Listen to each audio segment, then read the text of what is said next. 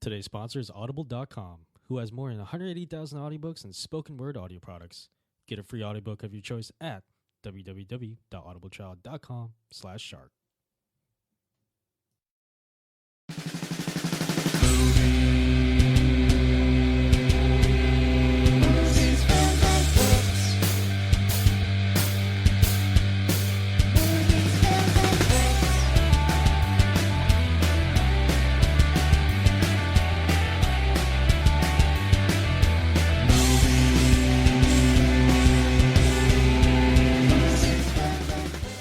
Hello and welcome to the Movies, Films, and Flicks podcast. I'm your host, John Loswell, and joining me, as always, are my co-hosts, Mark Hoffmeyer. Do you guys ever walk around at late at night and just hoping to find a Stargate? Always. That was your least subtle Kurt Russell intro ever.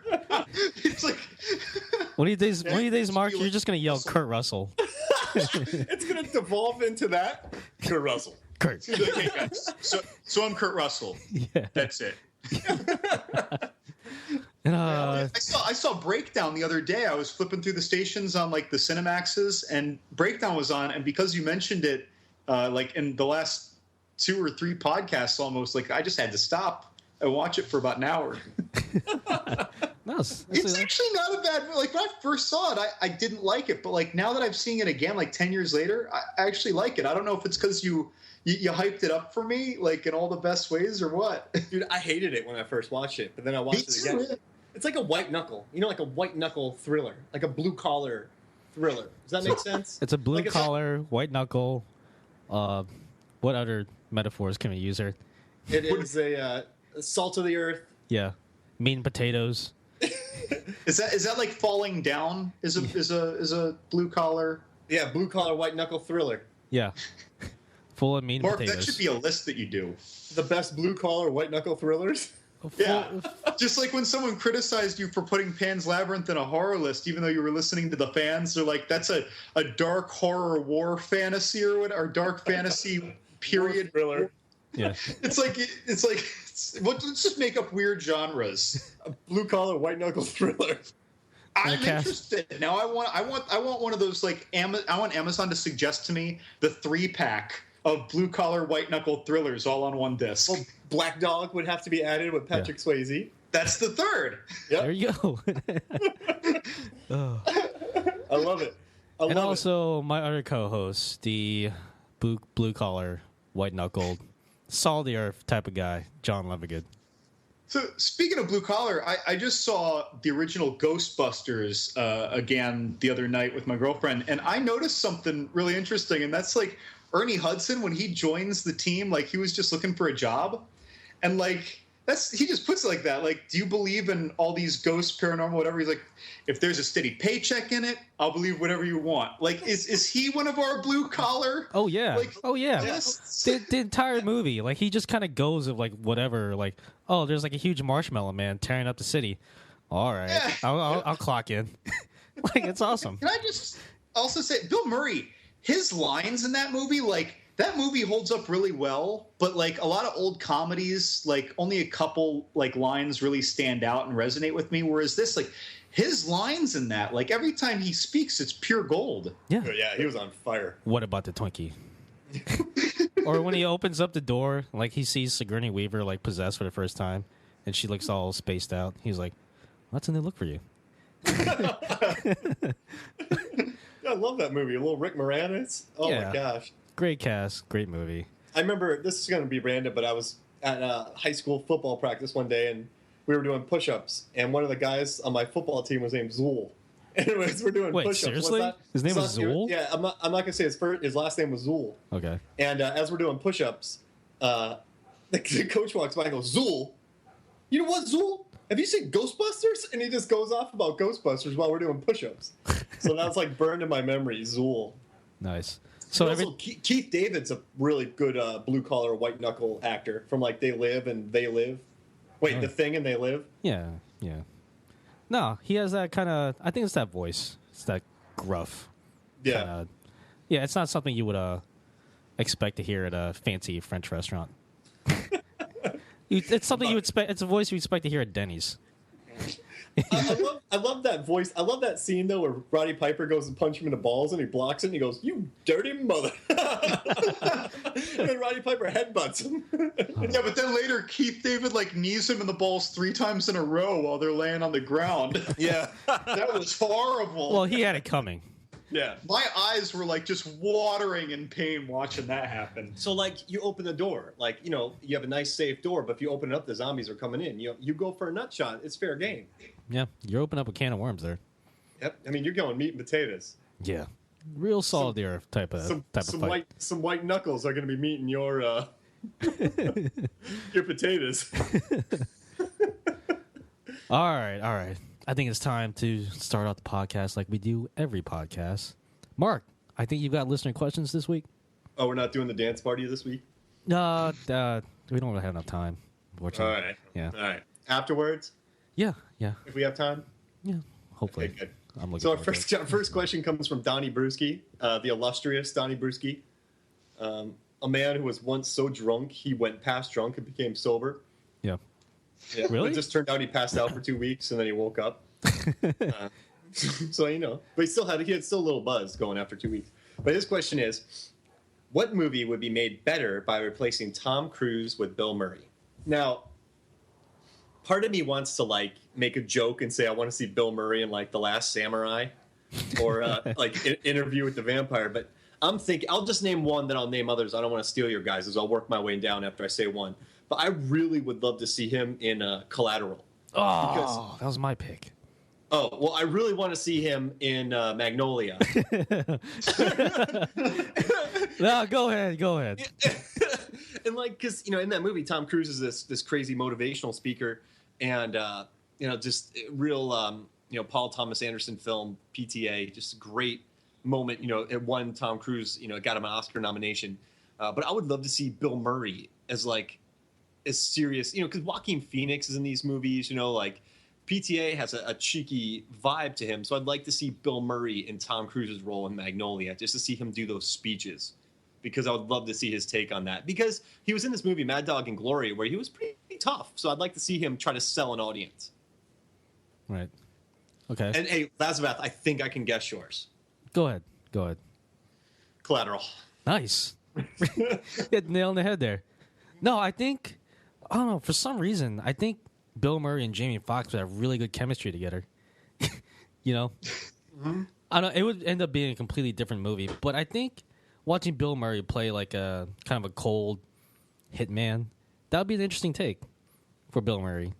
Like, I don't know. I just want to see how he would approach that role. Mm-hmm. Like, and it would change it a lot with like the physicality and stuff. Right. It would be like a lot of the brutal scenes would just be like off screen. Like maybe it would just be hinted at. Is that like a Kevin Smith superhero film where he's like, it's all dialogue, then they're like, oh, hey, let's go fight over here. And there's a big fight, and then they walk back, and then they're talking? Yeah, I think that's exactly what would happen. What do you got, Levin Good? So to clarify, this is specifically replacing Tom Cruise with Bill Murray, not the other way. So I had to wrap my head around that. But I want to see well, first off, you put something on Facebook today, but I assume you're going to bring it up in a minute, so I'm going to leave that for you. But I want to see Bill Murray exactly as he was in Groundhog Day in Edge of Tomorrow. Because about that. Because Tom Cruise was great. He was pretty much perfect. How he checked the ego at the door. It was there was a lot more humility and practicality in that character, and he was only great at things after doing it over and over again. He still messed up. So then I think of Bill Murray reliving Groundhog Day. Even if it was the same character, he learned to adapt. Like his behavior at first would get him in trouble, like in the military or whatever. But I think it would be interesting, like if he just got kind of shoved in there. It would be like a mixture of it'd be like Stripes, but Groundhog Day and Edge of Tomorrow. Yeah. And I had a totally random thought, because at first I was thinking both ways. I was thinking, what if Tom Cruise's Les Grossman replaced Bill Murray in Kingpin? Yeah, I had that same idea too. I would love to see Tom Cruise playing a massive jerk in Kingpin. Like that'd be. I think he, a Les Grossman type. He could have pulled it being off. All shady with Bill Murray was just so seedy in that. Like, I'd love to see Tom Cruise do one of those videos with all those moms. You know, this is one of those moments where I pause to myself and I wonder, with all of our very, very specific movie references, how many of our listeners are sitting there like, Tom Cruise is Les Grossman. Who's that? Oh, yeah. Tropic Thunder, folks. Yeah. And so, like, no, I'd like to see, you know, poor Rita Vertasky would really have to carry Bill Murray on this, though. I think he would just ditch the suit and learn to, like, walk through it. You know what I mean? Like eating an apple. Like, he wouldn't be killing aliens. He would just be because he has the best walk on the planet. We've established that. So I just want to see him saunter through a battle unscathed. Yeah. I mean, yeah, remember how he knocked out Ned Ryerson in Groundhog? Oh, yeah. You could just do that to one of those aliens. Ned Ryerson! And then I did a couple other ones where I switched. I put Tom Cruise and Bill Murray movies. Bill Murray, I'd like to see Tom Cruise in Coffee and Cigarettes, because there's a scene where RZA is chilling. They're at it's Coffee and Cigarettes. They smoke cigarettes and drink coffee, not the other way around. And they come across Bill Murray, who's drinking coffee straight from the pot, and he is Bill Murray working as a waiter at this place. So I'd like to see Tom Cruise drinking from a coffee pot. Then I also like to see. I also said I'd love to see Tom Cruise as the patient and Bill Murray as a psychiatrist. And What About Bob? And I think Tom Cruise would be like funny as a shady lawyer in Wild Things. I think that'd be pretty funny. Like seeing him with the neck brace. I like all those, but I think your Tom Cruise in the Murray role and What About Bob with Murray now as the older psychiatrist. I think that I would actually put money into crowdfunding that. I'd put whatever I could into crowdfunding that. Yeah, and like yeah, no one would really notice it because he's just like a magnetic dude, but he's just out of his mind, you know. Like I think it'd be perfect. Like, I would love to see that. You basically just take Tom Cruise from his Oprah Winfrey interview where he jumped on the couch, and there it is. He's already in character. But I think you're right. I think I would love to see him in Collateral. Yeah. And I want to see Bill Murray as a serious hitman in a Michael Mann film. I'm all for that. Yeah. And if he did the What About Bob, that'd be a good way to mess with his image too, like playing kind of like a crazy guy. What is Bill Murray's image these days? He just shows up. Yeah. Sort of. He's the guy Like that just shows up randomly. Bill Murray's Bill Murray. You know, when you get Murray, you get Murray. Yeah.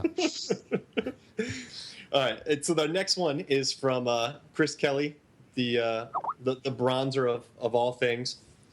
And the question is, would Snake Plissken take out the Predator from Predator faster than Arnold Schwarzenegger's Dutch in Predator? So could Snake Plissken kill the Predator faster than Arnold? And my answer is yes. Why? Hands down. All right. So Snake Plissken had to fly a glider, a stupid glider. Gliders in movies are so annoying, like jet skis. He had to fly a stupid thing onto the World Trade Center, get the president, rescue him from a maximum security prison, and get him to safety. He has a great shot. He's a quick draw. He has better sleeveless shirts. I think he wouldn't waste bullets like all the guys in Predator. I think he would. There's two things that would happen. Right? He would get lucky. He would just sort of shoot somewhere and like Three Amigos style, just take out the Predator. Like he would shoot to the left and the Predator would fall down dead out of a tree. He was shooting at 360-degree motion. Yeah, exactly. I just think he would. I don't know. I think he's a lone wolf that did a much tougher mission than the Predator guys by himself. And he's Kurt Russell. Exactly. And like in the movie, he beat up that slag guy. He was huge. So I got my money on Plissken. Okay. I'm just going to take a very literal interpretation of this answer. So in Predator, Arnold figured out, or Dutch figured out, that he had to hide himself or hide his body temperature, because that's how the Predator hunts you, like by tracking your body heat. So I feel like Snake Plissken, he's already cold-blooded, like motherfucker. So the Predator just wouldn't even know where he was. Why do you think he's called Snake Plissken? Because he's cold-blooded. Yeah. I said it'd be a very literal interpretation. He would just walk right past him. Yeah. Instead of injecting him with like a horrible virus, you know, as his incentive to go do the rescue mission and escape from New York, like so that if he succeeds, they give him the antidote. Instead, they inject him something that makes him cold-blooded. Yeah. Yeah, there it is. And he's always getting chilly, like your grandmother. She always needs like a shawl or something, even though you're hot and it's Florida or something. And he didn't like the shawl, so he's like, okay, fine, I'll go take care of this predator, and then you make me warm-blooded again, so I don't need this shawl anymore. And I picture him like going to the bathroom behind a tree, and the predator just walks past him, and he pulls out his gun and shoots him. Like that's the way I see him killing the predator. Is he going number 1 or number 2 behind the tree? I'm trying to get number two. So like you see like part of his butt sticking out on one side of the tree and his head poking out on the other side of the tree, and like the predator's walking on the opposite side, walks right by it. Just walks right by him. He doesn't really hear him because he hasn't really gotten to the business yet. He's kind of reading a book. He brought a book with him, so he's just sitting there reading a book, and then the predator walks by him. He just reaches into his gun holster and shoots Predator in the back. For some reason, I just imagine Snake reading like Eat, Pray, Love or something like that. Yeah, reading some really Jane Austen book. Yeah, Pride and Prejudice. Yeah, Pride and Prejudice. He's reading it for like the 4th time. Yeah, he just likes the characters. Yeah. What do you got, Levin? Good. So I largely agree, but I looked at one other angle of the question, and that's that my answer is yes or not applicable. I think that somebody, either the Predator or Snake Plissken, will die sooner if it's those two against each other than if it's Schwarzenegger's Dutch against the Predator. Because the Predator and Dutch are methodical. Whereas Snake, like, he'll make some plans, but he doesn't really spend a lot of time planning. He's kind of impulsive and impatient, and he shoots from the hip a little bit, even though he's careful enough to watch his own butt. Like, so I think that one of them is going to die sooner, and possibly both of them at the same time on a faster time scale than when Dutch fights him. Like, I think that Snake is going to go in there. Like, if Snake is losing the fight, like, you know how crazy people will, like, bite an ankle, but you'd never get that, like if you were just fighting some random guy at the bar? Yeah. I think Snake's the guy who, if he knows what Predator's little, like, wrist bracelet, like, self-destruct thing can do, if he thinks he even has a chance of losing the fight, he's going to start jamming buttons on that thing, and the Predator's going to be like, whoa, and the Predator's going to lose his arm lock on him or something. Like, so the Predator has him with, like, one arm up in the air, choking him with the button thing up in the air. And then Snake just starts going beep boop beep boop beep boop beep boop. Yeah, he just starts hitting the buttons, and then when the Predator is like, "Shit, I'm going to drop him," I'm like, "Oh, Snake holds on." He's like, "If I'm going, you're going." Yeah. If this was the most dangerous game, it would be like a 5-page book, a short story, as opposed to like 50. I don't want to think about the scenario where Snake dies really fast, because that's just not fun. Because if the Predator wins, it's like, that's the Predator. Fine, doesn't matter. But, like, if they both die at the same time, that's hilarious. And if Snake somehow gets lucky and kills him really fast in the beginning, like, also hilarious. I just like the Three Amigos thing. Like, Snake just kind of, what's that? Then 50 yards away, this thing just falls out of the tree and explodes with a bunch of green blood. Like he's shooting at a can or something, he misses by a lot, and then you just see this green blood appear in the middle of the air, and the Predator drops. It's like, I meant to do that. And everyone's watching the video like, no, you didn't. Yes, I did. No, after the explosion, he lifts up his eye patch to make sure, like, he saw what he saw. I'm like, oh, yeah, I meant to do that. I like our different theories. He's cold-blooded. He's either taking a crap or he does the beep-boop thing. Why can't he Predator's do all arm of when them? he's getting choked out. There's no reason why I can't do all 3 of them. Yeah, all right, so he shoots the Predator by accident, right? And then that weakens the Predator. Then he shoots the Predator again. As he's going to the bathroom, the Predator fixes himself again. He heals himself again. And then it all comes down to like a really hobbled Predator choking out, an easily caught Snake. And then he beep-boops his arm, and then they both blow up. I want to watch this movie. Yeah. Call it SDP. I just like the beep-boops on his arm. This movie's like 30 minutes long. It's really all you need. Oh man, I want to write. There's that great short film of the Predator against the medieval knights on YouTube that came out like 6 months ago. That was pretty cool. Yeah. It was like Predator: The Dark Ages. Now, I hate to be this guy, but they had their technology like 3,000 years ago, according to AVP. Like, can't they just sit in trees and blow away the poor knights in the armor? Yeah, but they want their idea was to hunt. Like, there's no real thrill of the hunt for that. They don't have swords, do they? Because I couldn't picture a predator with a sword. You know, for some reason, like, I feel like a predator would use a sword. Like, I feel like, Yeah, but just visualize that. yeah, I feel like it'd be really cool looking. I don't know. Well, you know, in the first AVP, one of the predators had was it AVP or predators? There was one that had an irregularly long set of those wrist claws. Yeah, and that's annoying, too, because imagine you're, like, in a crevasse, and the predator sticks out his knives, and they miss you by 6 inches, and you're like, and then they extend. Yeah, they did that, too. They were, like, retractile, in addition to just going into the wrist thing. Like, it's like they were blades within blades that kept getting longer. Oh, gosh.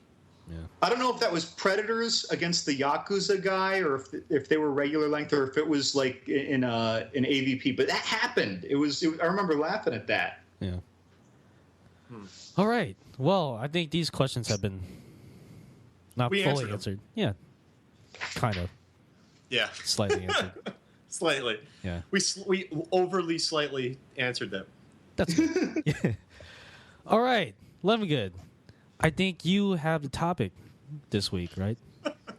Yeah, so today I would call this episode Trailer Talk, and this really stems from a few years ago, just on the Movies, Films, and Flicks website. When Mark and I were drumming for ideas, Mark came up with the idea of just, talking about a trailer instead of just putting it online like most people do. You put the trailer online, and then you kind of talk some zaniness about it, or actually talk about your expectations. And today, I thought that I'd give that honorarium to the 3-year-old Movies, Films, and Flicks tradition of Trailer Talk. And I figured that we would talk about a whole bunch of trailers for movies that are just coming out now to movies that are coming out into early next year in no particular order whatsoever. And randomly enough, Lazavath wrote on those, too. Did I? Yeah. You were Lazavath. Oh, yeah, that's right. So these are basically... He's like, I'm trying to forget those days. Yeah, we did like I'm trying Dark to Knight remember. Rises. Yeah. I think... So this is basically just our first reactions to these trailers. Kind of. Yeah, right. Right. So what we did is we all watched these trailers that we're going to talk about, and I welcome you viewers every time we give a movie title. Feel free to hit pause, go ahead and watch the movie trailer so you'll know what zaniness we are talking about, making fun of, or excited to see. So without further ado, the first of our trailers today is for a movie called Pod.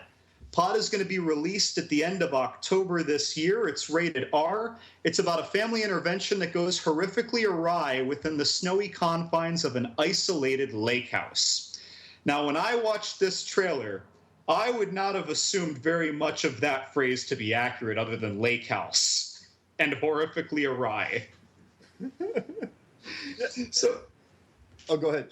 I was just going to say, so in this trailer, stop me at any point when you have something you want to say, but in this trailer, this guy gets a letter. I think it's from his brother, and, this guy's looking at his girlfriend while he reads the letter. He says, look, there's something wrong with Martin.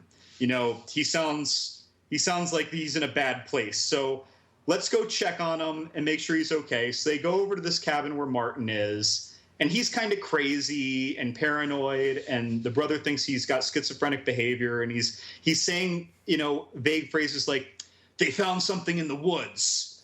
And so it kind of goes from there. And you get hints that something supernatural may be going on in this trailer. And they're all siblings, I read. I read a review, and they're siblings. Brother, sister, brother. Okay, so it's a brother and sister, like talking about the letter in the beginning. Yeah. All right.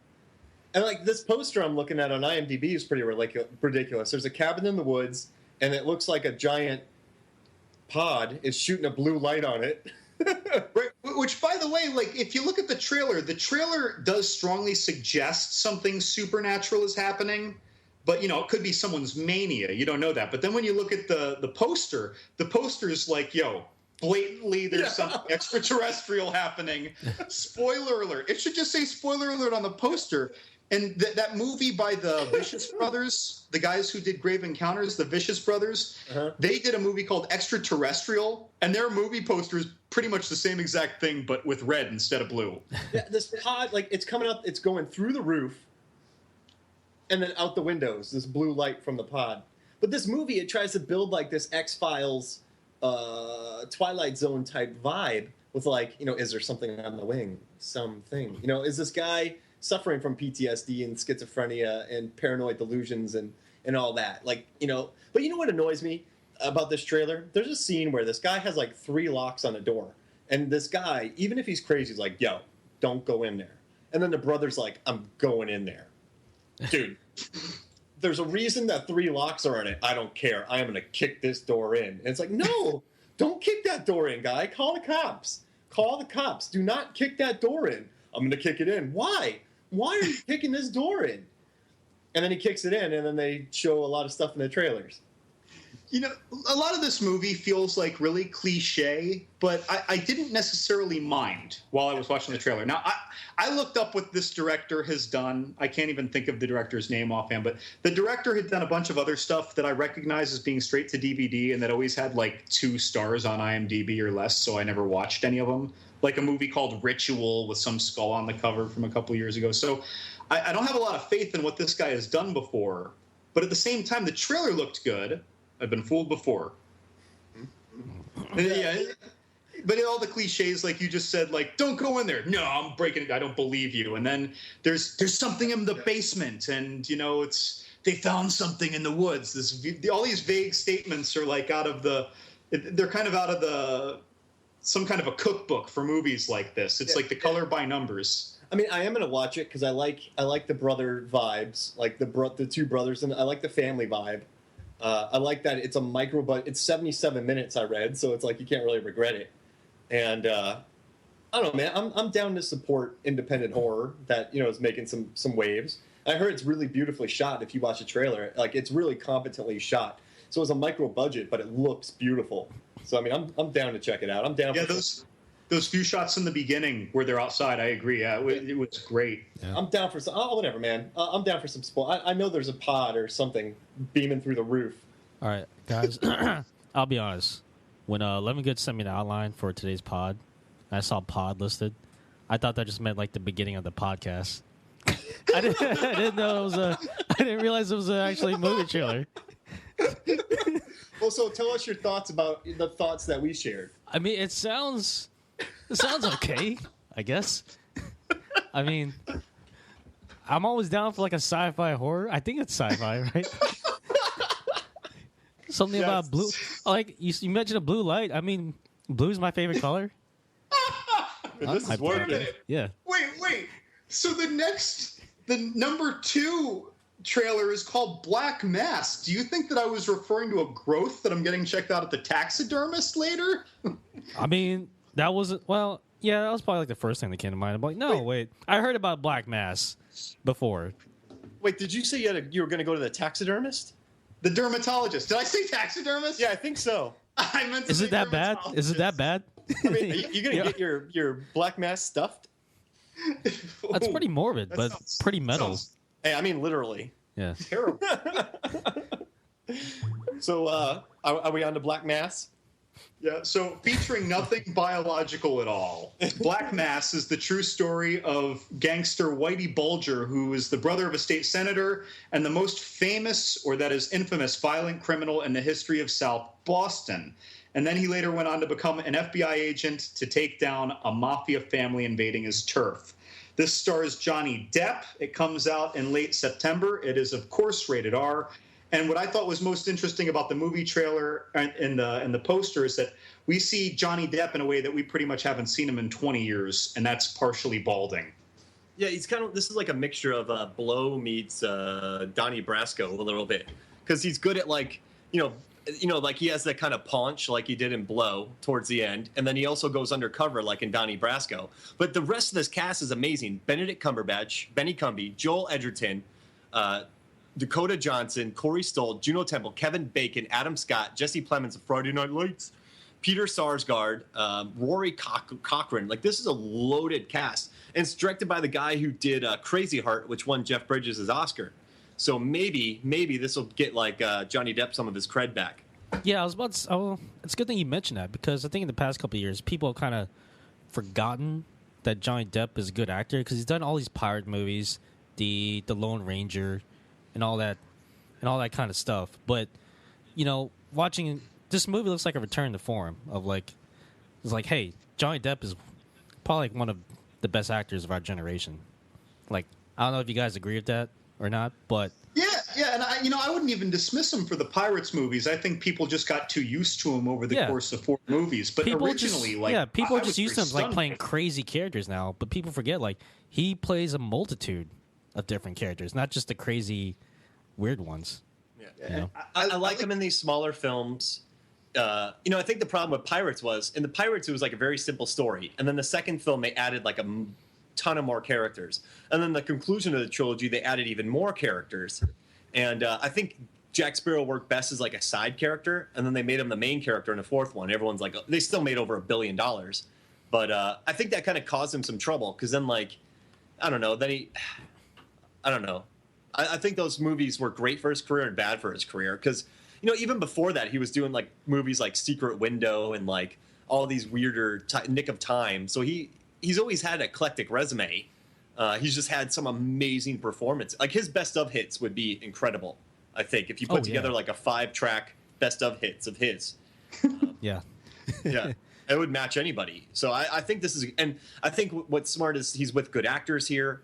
And I think this seems like him trying again, as in Taurus, where like I fell asleep. Or was it the movie he did with with Gwyneth Paltrow, that weird kind of comedy? Oh, Mordecai. Mordecai. Yeah. I thought of that. You know what the problem with Mordecai was? I think on set they thought like it was the funniest thing ever. Does that make sense? Like, everyone was like, "You are amazing, Johnny," but I don't think he could do that on this one, because, you know, he's playing a mobster, so a lot of people would be pissed at him.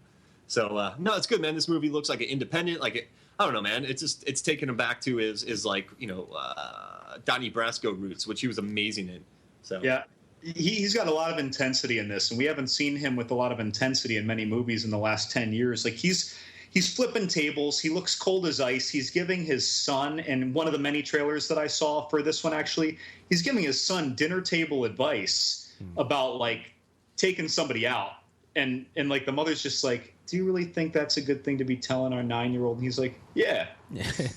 I think that justifies, like, Kevin Bacon has a line, and Kevin Bacon at some point in the trailer says, "God help us." And if Kevin Bacon says "God help us," you are in trouble. Yeah, this guy's been against Tremors and like everything else, you know. And then, like, he's seen it all.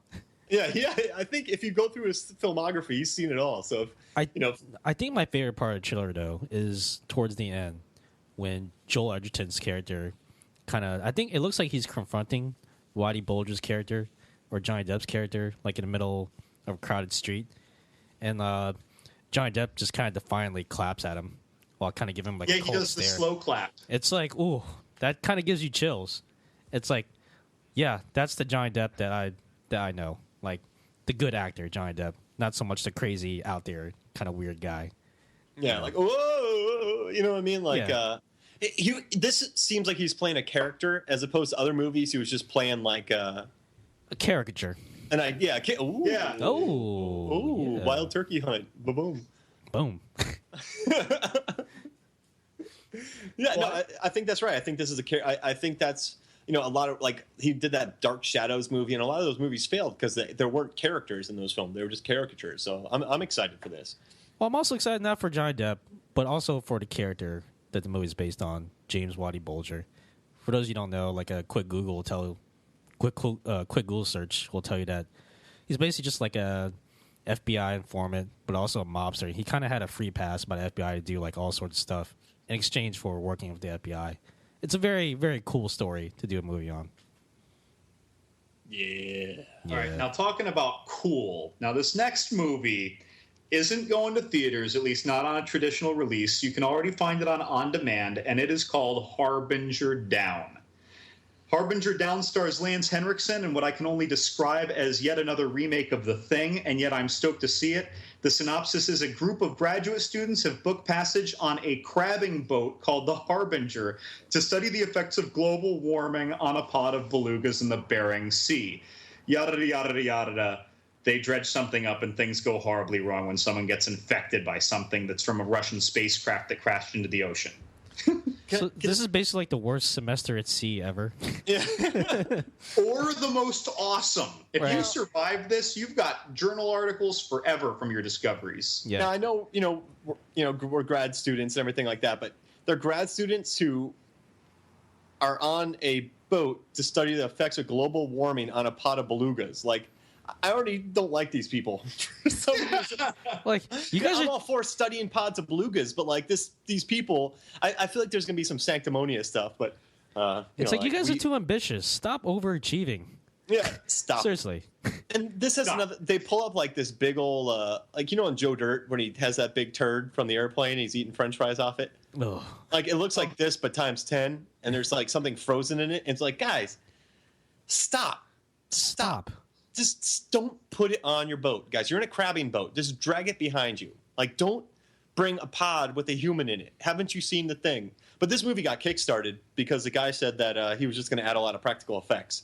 So that's the reason to watch this movie is the practical effects, not the acting. Or I read a review saying Lance Henriksen like overperforms. And Speaking of which, Mark is like the world's greatest Jaws fan. What'd you think of when Lance Henriksen in one of the trailers says, "We're gonna need a bigger bucket"? goodness, yeah, because he needed to like. Oh gosh, I think I just went. I just. Can I tell you guys a random fact? Please. Sure. Lance Henriksen has been in 3 direct-to-DVD Yeti films. Good. You see, that's the reason to see this right there alone. It's the reason right there. And the director has basically done nothing before in terms of direction. He's done a lot of makeup and effects stuff, I think. Yeah. So I guess he just talked. He said he talked a big game. He's like, this movie is going to be all practical effects. So if you're in for like a schlocky horror where characters are secondary and the practical effects are old school squishy 80s, you're going to love it. I'm pretty excited, but I mean, it's kind of a downer, but I think that rather than ripping off, they're clearly like honoring The Thing because they find a big block of ice. Yeah. They thaw it out. They put something on a slide. They examine it. They say weird things about the mutation rate of the thing on the slide. And, it's kind of like the 2011 The Thing, the way that they dealt with it there. And also even the original, come to think of it. So they're just kind of using the Thing playbook and with newer practical effects. I'm cool with that. I feel like this is right in your wheelhouse because it has squishy practical effects. You love squishy practical effects. This is 100% accurate. Practical effects, I adore. And the squishier and more tentacular or like rubber gutsy they are, the happier I am. That's right. So you're probably watching this trailer with a big old smile on your face. It was a pretty The cool only shot. reason I haven't seen this yet is because my girlfriend and I have been busy. And but I need to see this. Like I told her weeks ago about this movie. I said, look, there's this movie called Harbinger Down. It's like The Thing, and we are watching it.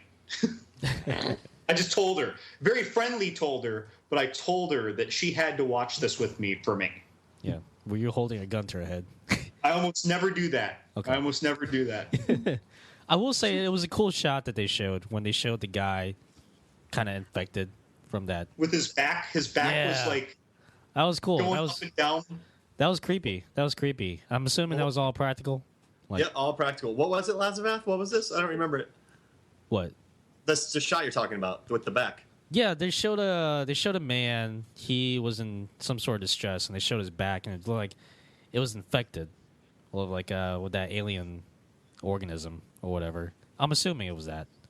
It looked like a CGI shot. Oh, did it? Of like, was it? Of like a 3D seismic activity graph. If you saw a 3D graph where the spikes keep going up and going down on 3 axes, like it looked like that. Yeah. See, he talked game about doing practical effects, so that's interesting.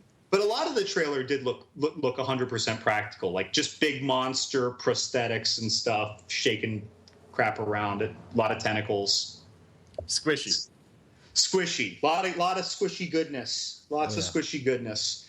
Speaking of squishy goodness, or not really at all related to squishy goodness, is Everest. Nice which is hitting theaters in late September. It's going to be rated PG-13.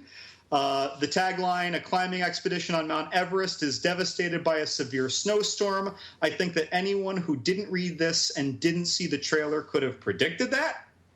But this movie looks gorgeous. Yes. Yeah. What do you got? Yeah. It's one of those movies you have to watch in IMAX. Like, you have to, right? And I think it has the cast of the year with Jake Gyllenhaal, Keira Knightley, Robin Wright, Josh Brolin, Jason Clarke, who's amazing. Jason Clarke's the main star. If you haven't watched Zero Dark 30, watch that. Sam Worthington, of Emily Watson, Martin Henderson, John Hawkes, who's amazing. Like, just the cast in this thing is amazing. Like, it's one of the best casts. And the one thing I'm worried about, the guy who directed this did Contraband and Two Guns, which are like just New Orleans looking things. Sorry, New Orleans, but they're not like flashy at all. And then he goes and shoots this. And it's just crazy. But he got these actors who are like real method, like Gyllenhaal, Jason Clarke, John Hawkes. So this looks like a tough, fun, like gritty, white knuckle, not blue collar film. No, they're blue collar. One of them was a mailman. White knuckle. Yeah, because I don't think blue collar people could afford this climbing hike, could they? No, one of the guys, like he said, like he's a mailman. Oh, so it's a blue collar, white knuckle? It's a union. It's kind of like an Avengers. Well, he's a federal employee, and collar. As a federal employee, we're all at least somewhat overpaid for what we do. Right. But no, I don't know. I like that Gyllenhaal's in it. I don't know. I like these climbing stories. You know, I even have what's that Bill Paxton movie? Terminal. No, that's a Charlie Sheen skydiving film. Yeah. What's K7? What's the Bill Paxton one where they're climbing the mountain? Is it K7? No, I was gonna say K-Pax, but that's a Kevin Spacey film. movie. Doesn't that have Chris O'Donnell in it? The movie you're talking about? Yeah, I'm going to IMDb right now because I got to know this thing. It'll be killing me. So Keira Knightley is in this movie, right? And she's on the Everest mountain slope side. And all I can think is, with her general ectomorphic body form, how does she just not freeze to death instantly? I don't care what coat she's wearing. Her character's not on the mountain. Yeah, you see her getting calls at the house. Yeah. She's like sitting in the room, like calling. Like she's not. That makes sense. Good. She needs to be in the heat. Yeah. I feel kind of bad though because she's a good actress. Oh, Vertical Limit's the name of that movie. She's a good actress, and it seems like she's just sort of like playing the role of like wife on a phone. But I did some background, and her character that she's playing actually did climb to the summit of the mountain. So her character actually has made it to the top. Her character probably weighs more. Yeah, but no, I mean, so that's I don't know, but I don't know. I think it's going to be like Lazavas said. This is. Very rarely are you like, I gotta go to IMAX, but I gotta see this movie in IMAX. How do we think because they only showed snippets of it, obviously it's because of the trailer. How do we think the action scenes are gonna play out? Like, obviously there's gonna be like a scene where like, oh, someone falls down the side of a cliff or something like that.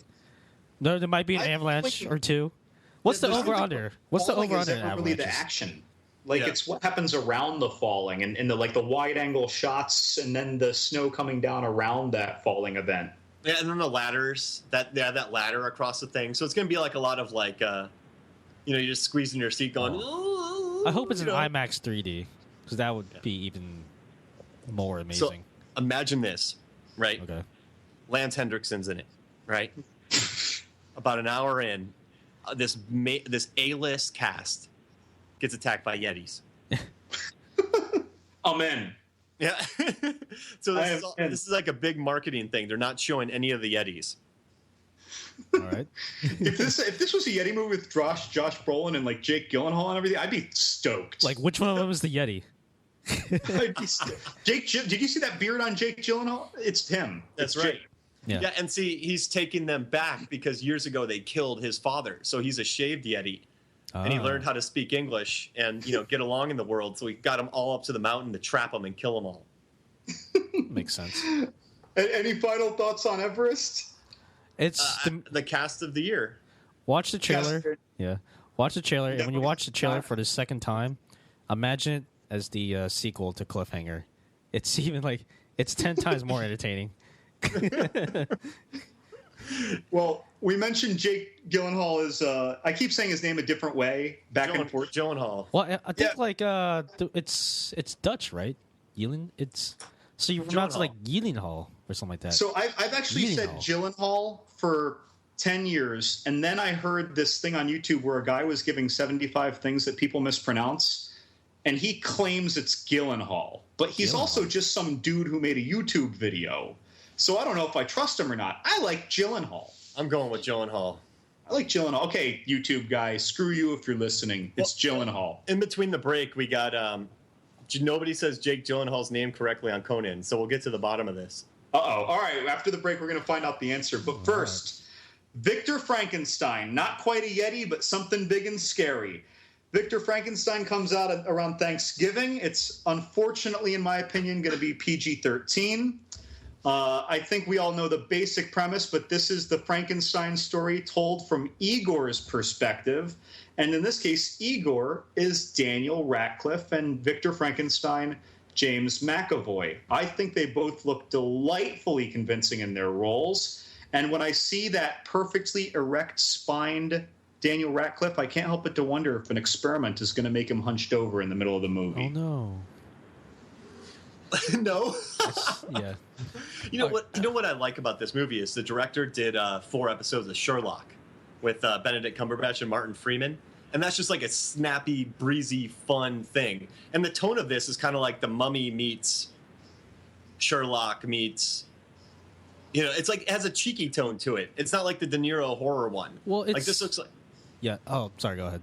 No, you go. It's funny that you mentioned Sherlock, because I was about to say, like, this, like, the vibe I get from this trailer kind of reminds me of the Robert Downey Jr.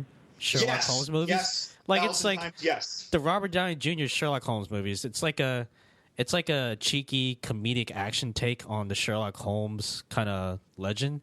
And it seems like they're taking a similar approach to Frankenstein, where it's like, it looks like it's funny, but there's also like a lot of action. And it's just like, I'm actually really excited because I actually like the Sherlock Holmes movies. They're fun movies. Yeah. This one looks just as fun.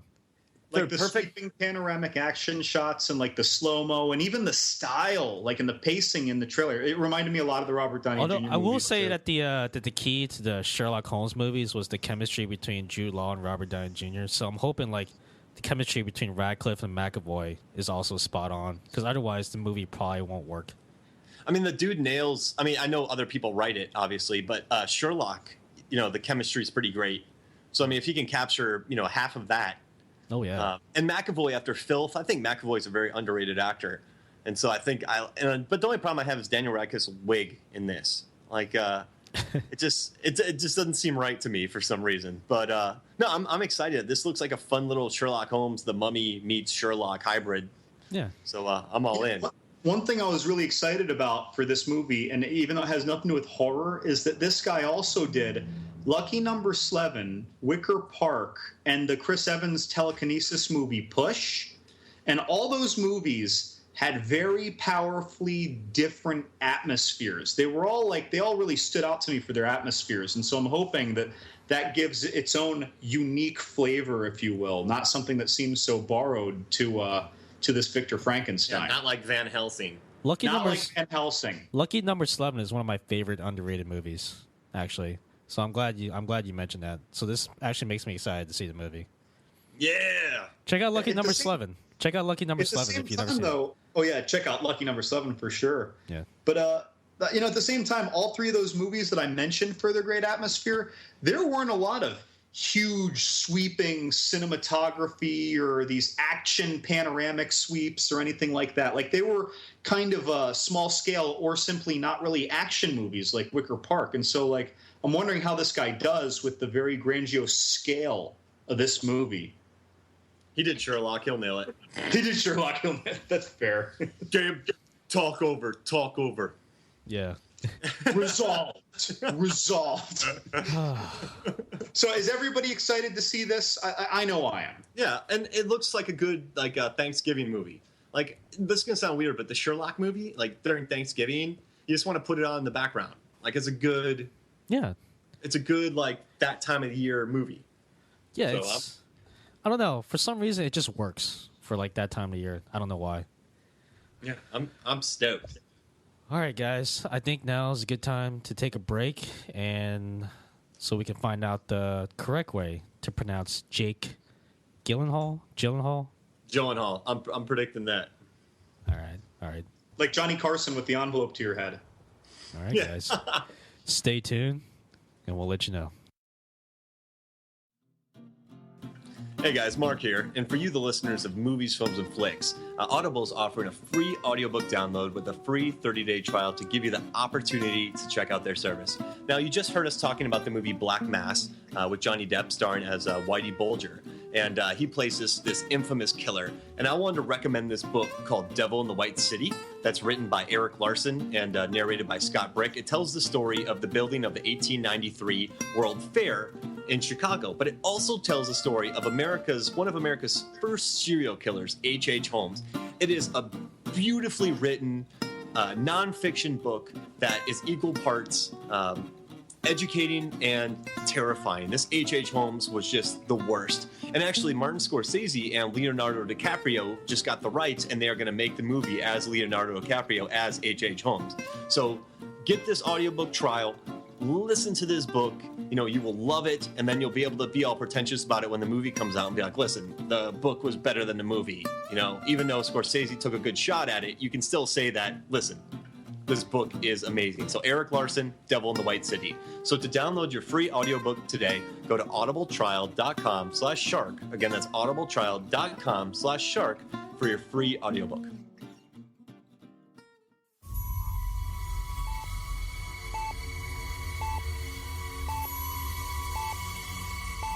Coming too. Shark Dropper Studios presents to you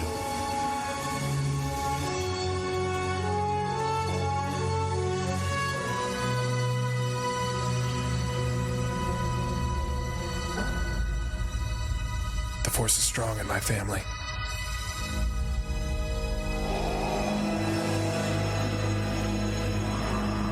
My father had it.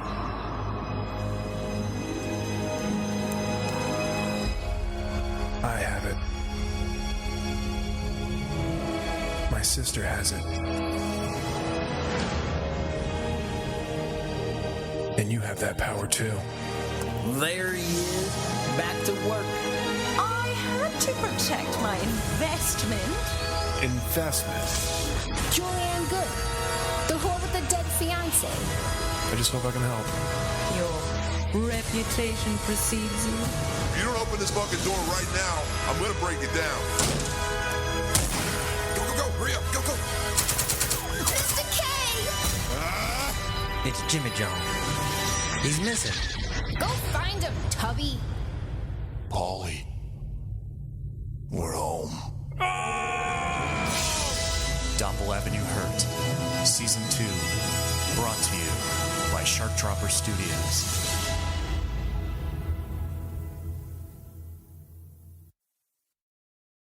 Welcome back to MFF. All right, folks. Now, I believe Mark has the answer to the question posed in the previous segment. So, what is the correct way to pronounce Jake G's name? I think this is going to be my last podcast, guys. The Swedish police, since I'm part Swedish, are going to be arresting me soon. So I hope I left a good legacy. I think 25 pods. And if you're part Swedish and if you can't pronounce another Swedish person's name, you go to jail for 6 years. I did know that. Yeah. Right. So I was watching Conan O'Brien, and he was talking to his best friend, Jake. And they found out that Jake is Swedish. And technically, his name should be like Gyllenhaal. So you said Dutch. Yeah. So everybody just says Gyllenhaal. Okay. But technically, he said the only time people say it right are when he's in Sweden or IKEA. Oh. So I just messed up the location. Yep. But I pronounced it correctly. Yeah. It's Gyllenhaal. Gyllenhaal. Like, you don't really pronounce a G too much. Gyllenhaal. The Dutch are in Holland, right?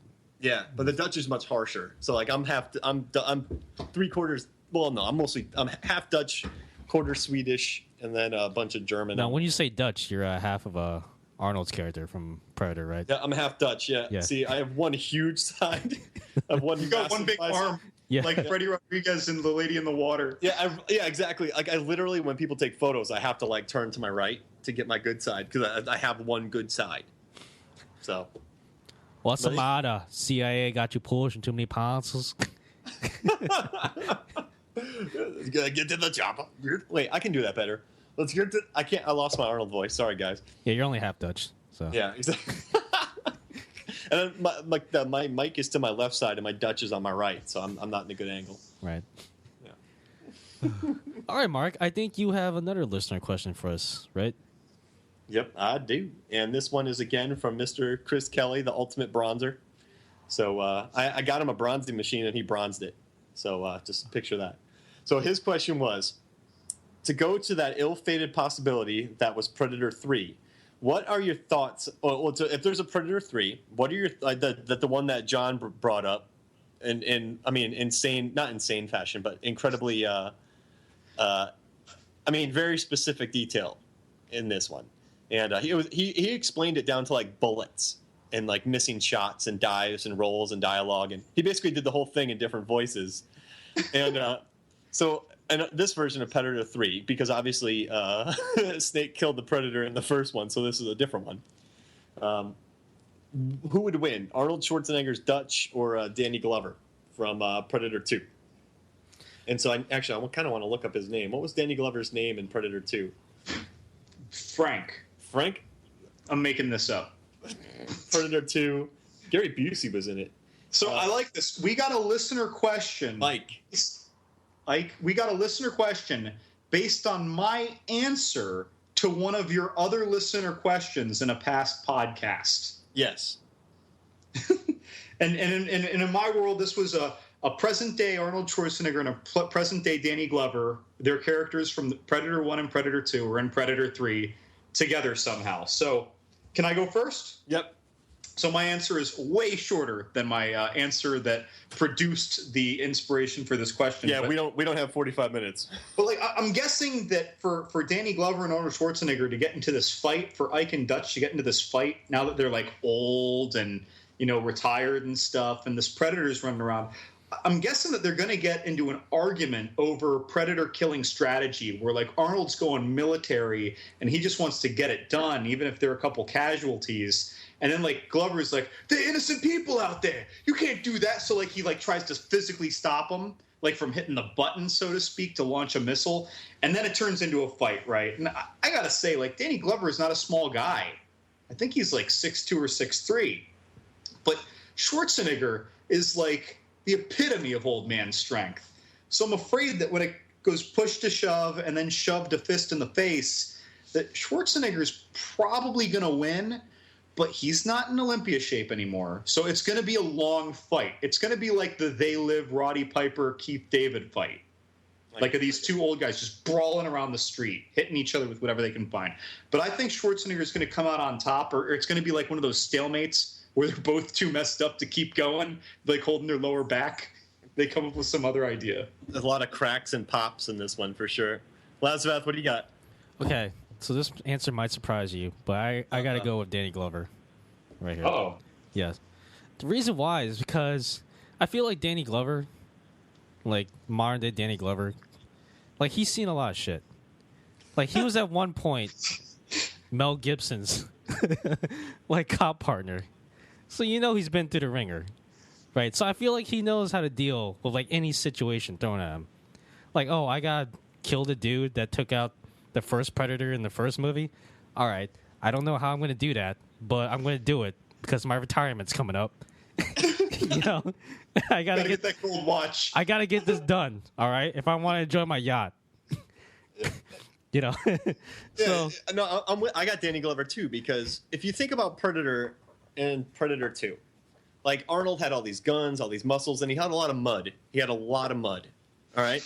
Danny Glover didn't have mud in Predator 2. He had to hunt down the Predator through buildings, chop his arm off. He had to hunt him. He hunted a Predator into his spaceship, killed the Predator, and then other Predators gave him a little knick-knack for him killing that Predator. He got Predator respect, all right? Arnold didn't get Predator respect. Danny Glover did. So for me, when these two battle, you know, like you said, like Danny Glover, he's retiring soon. He's too old for this. Yeah. You know, Arnold's going to try to make him put on these glasses so he can see the invisible predator, right? Mm-mm. And he's going to win. I think he's not going to know how. You know, he's going to eat some really terrible punches. He's going to get really exhausted. You know, Arnold's going to be thumping on him something good, but Arnold's got too much old man lactic acid. He's going to freeze up, and Danny Glover's just going to start landing some crazy body shots and eventually win the fight. Then they team up to kill the predator. There's also you didn't factor in the wild card, and that's Mel Gibson. Yeah, He may or may not make a cameo. Yeah, I think Mel Gibson would beat both them up now. Have you seen him? He was beefy in Expendables 3. Oh yeah. Yeah, he was like throwing back to his Braveheart years there. Yeah, exactly. So I mean, that's what I think. I think the lactic acid would get Arnold, and Glover would start working the body. Yeah. Plus, Mel Gibson may or may not come in and save Danny Glover. on a vine, please, right? Riding the predator. Yeah. With the predator's head. Rig style. All right, yeah. I think I'm happy. Levingood, you happy? I am more than satisfied. Even though Schwarzenegger didn't win when the voting came down to it, it's okay with me. I'm happy to watch any Schwarzenegger I can get. Yes. Yeah, we kind of answered it. Sure. I like it. I think so. We actually gave an answer. Danny Glover. Oh yeah. No, we didn't. We 66%. Okay, we gave an answer, but kind of confused the listeners as to why we gave that answer. I like it. So, yeah, it's not 100% answered. I like it. Good. We got to keep our track record going. Yeah.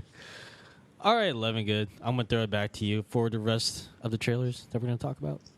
All right, trailer number 6 of the day is The End of the Tour. It's a rated R comedy coming out in the end of July. And this is probably the most tame movie we're going to talk about today. It's the story of the 5-day interview between Rolling Stone reporter David Lipsky, played by Jesse Eisenberg, and acclaimed novelist David Foster, played by Jason Segel. And this took place right after the 1996 publication of Wallace's groundbreakingly epic novel, Infinite Jest. So this is going to sound insane, guys, but I don't know why, but of all these movies, I feel like if I watched them, End of the Tour would be my favorite. Really? Yes, because there's something like, all right, first, I like good Jesse Eisenberg. I like him bad in these, Jesse Eisenberg. like Roger Dodger, Adventureland, right? And he's very good at road trips like Zombieland. Next, Jason Segel, like when he's on, like Forgetting Sarah Marshall, that really motivated me to write. And the director of this movie, End of the Tour, is a guy, James Ponsoldt, who made Smashed and The Spectacular Now, which are beautiful films about just like humans being humans and like actual emotions and three-dimensional characters and I mean, just beautiful films. So this has like the pedigree to be amazing. And it's in theaters around me. I just got to go check it out. You know, this movie looks like one of those, like, it'll be like one of those indie movies full of, you know, three-dimensional characters that are intelligent and also, like, go into dialogue that's thoughtful and, you know, actually drives the plot forward. And I love these types of movies. Like, they're not fast-paced, obviously. They're slow, but they give you a chance to just kind of, I don't know, they're the cinematic version of just stopping and smelling the roses. You know? Ooh. Yeah, it's just, I feel like this is a movie that I can just kind of relax to. But even though, like, this movie, like, that's probably not the point of this movie. But, like, these types of slow movies, I like watching them because it's a break from, like, Predator and Escape from New York. Because that's mainly just what I watch. Yeah. This movie just looks like it's filled with like soulfully satisfying humanity. Like when the two of them are talking in the car and everything, there's nothing exciting about the scenes. They're in a car, they're in a diner, they're at a bookstore, and yet it's like 100% like the intersection of our dreams and our humility. And it all seemed like really sweet and smart, and it made me feel good just listening to good line after good line throughout that movie. It's like, or the trailer, I'm sorry, but it's like every line in that trailer made me feel something almost. Like Jesse Eisenberg is talking about greatness, and Jason Segel says, like, man, sometimes you just got to try and be a good guy. And he's talking about how like great his book was, and then his response to that is, the more people think you're great, the greater the fear you're going to find of being a fraud. And it's like, and even though it's not necessarily reasonable that we all feel that, like, it's reasonable that some people feel that. And I felt that right away. And I like how he's kind of saying, sorry to interrupt. I like how he's saying, like, I'm not great. But then, Jesse Eisenberg is like, yeah, you wrote Infinite Jest.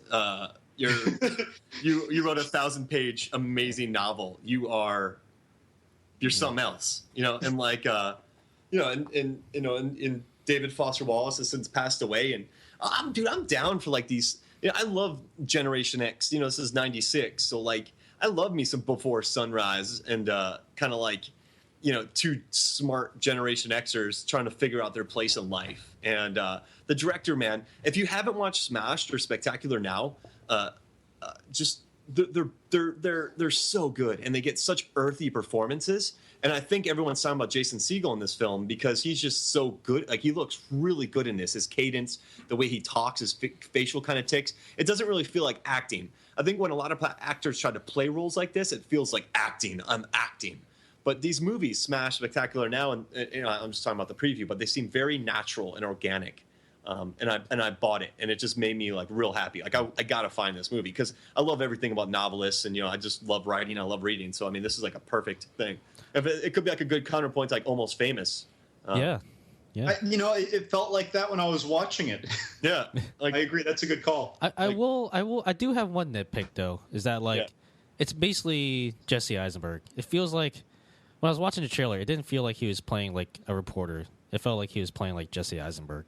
I'm like, oh, look, Jesse Eisenberg's in this, and he's acting exactly how I would expect Jesse Eisenberg to act. Kind of nervous, neurotic. And, like, I mean, maybe it's perfect for the character. Like, maybe the reporter had the exact same mannerisms. But, yeah, it kind of took me out of it a little bit. Like, oh, that's Jesse Eisenberg again. But, contrast that with Jason Segel for all the reasons you mentioned. It's like Jason Segel just kind of, like, I didn't think of him as Jason Segel. I just thought of him like, oh, so is this like how the author of Infinite Jest acted? Like, I don't know. Yeah, it's a weird juxtaposition. And I thought that was a funny dialogue thing. He's like, "Are you always nervous?" And Jesse Eisenberg is like, "No." And he's like, "Are you?" He's like, "All the." And then he asks, and then Jesse Eisenberg or David asks David Foster Wallace, and then Jason Segel goes, "Yeah, I'm always nervous. Like, I'm always scared or something like that." Like, I like how one guy's really nervous, says he's not. Then the guy that's kind of calm says he's always stressed out. So I feel like it's a story of like one guy who already kind of knows who he is, and then another guy, trying to figure that out. Does that make sense? Yeah. No, you probably hit the nail on the head. Just have to find out and watch the movie. This movie's getting me all like choked up talking about it. I gotta go see this. If a trailer can get me all like emotional, I can see a tear running down your eye. Yeah, man. Yeah. Dude, yeah. For all the movies you guys know I like to see with slimy, sloppy special effects, like this trailer, other than my general excitement to see Harbinger down, this trailer affected me more than any other trailer. And it's a minute and a half. Yeah. And you guys watch Spectacular Now and Smash. They're beautiful, beautiful films. So, all right. Yeah. Cool. I'm hoping the next one was like Strippers from Hell or something. Well, I mean, we're naturally going to segue into Speaking of movies that affected me emotionally, Strippers from Hell is just like right up there. No, we're gonna keep some of the grace and change the pace with a movie with flying sword play and wire work acrobatics. We're talking about Memories of the Sword, which comes out actually in about 2 days at the end of August. This is a medieval Korean period piece about a young girl who sets out to avenge the betrayal and death of her mother, and in doing so, she must face one of the most powerful men and warriors of the Goryeo dynasty. Mark, this takes place in Korea. You lived in Korea. You should know all about this. Oh yeah, I actually read the screenplay when I was there when it was floating around. Walked in the footsteps of the Goryeo dynasty's greatest warriors. You gave script notes, actually. Yeah, I was on set for this movie. Yeah, it looks like a Korean crouching tiger. Yeah, this looks to me like Curse of the Tiger Crouching Behind the Golden Flower on the Red Cliff. Yeah, exactly. There's a lot of wire work in it. There's a lot of graceful movements. But the thing that's going to make this movie is Byung-hun Lee, who is he was in this amazing movie called I Saw the Devil, which is really hard to recommend because it's It's really tough and trying, but he's an amazing actor. And you can see him in like Red, in movies like that, Red 2. But he's going to be in the new Magnificent Seven. But he's so good when he's using his native accent. It's like when Penelope Cruz won the Oscar for Vicky Cristina Barcelona. Yeah.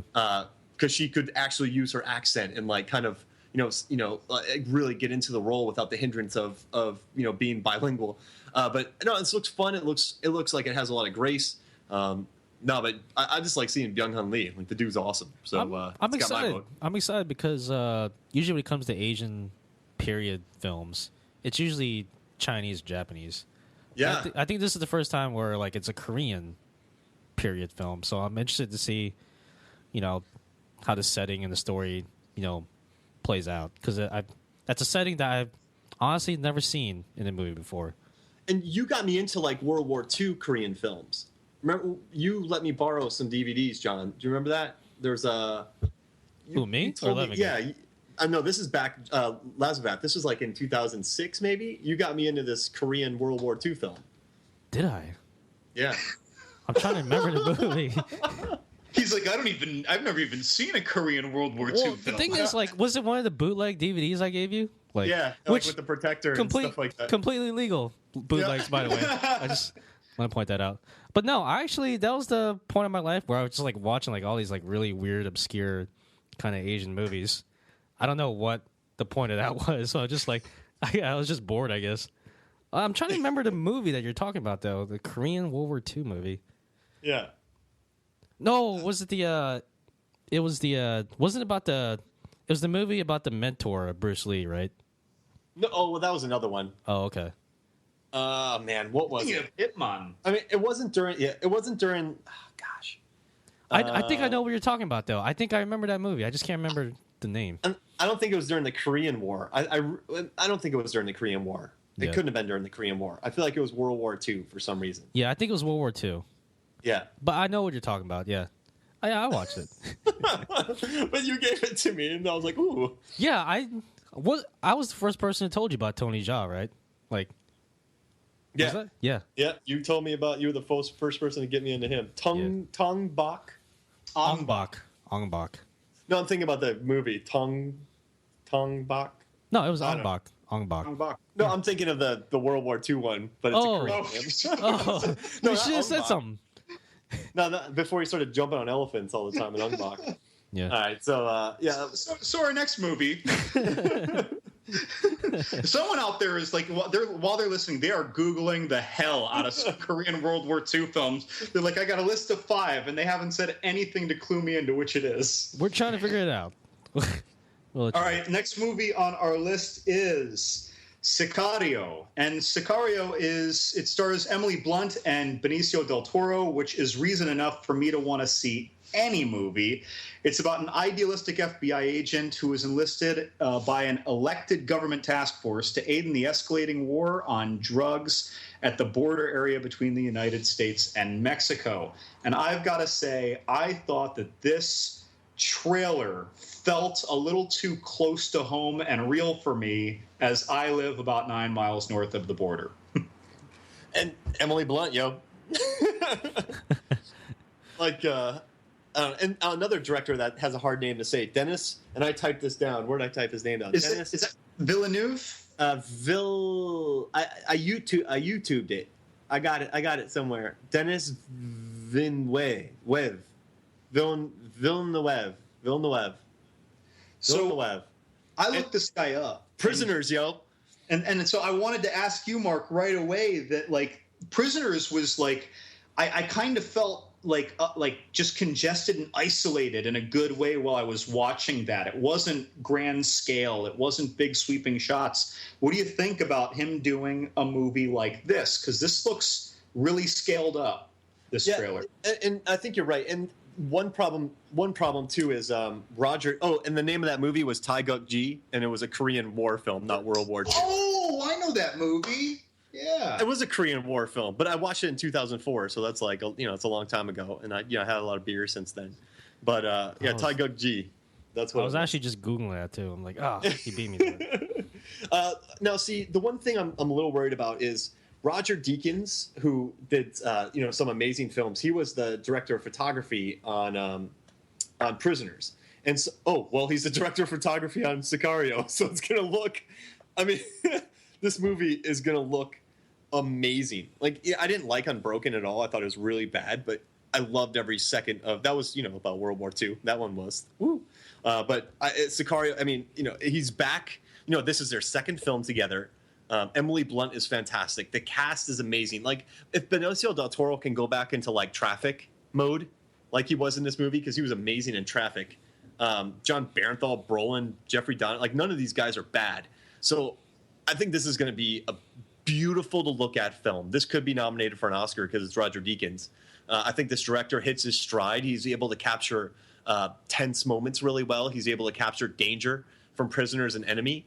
So I think he has a great lead in Emily Blunt. So I think this is going to be a badass film, man. I think this is going to be glorious. I think everything about it looks heavy. Like when Benicio del Toro talks, it's like you're just like, whoa. Yeah. And when you see like the bodies behind the plaster in these walls in this scene where they were the drug lords, I guess, or these drug traffickers were just like burying people in the walls. You're just like, whoa. There are a lot of scenes that are like that. It seems that you just go, whoa. I don't know. My first reaction when I saw this trailer was, oh, this is Zero Dark 30 in Mexico.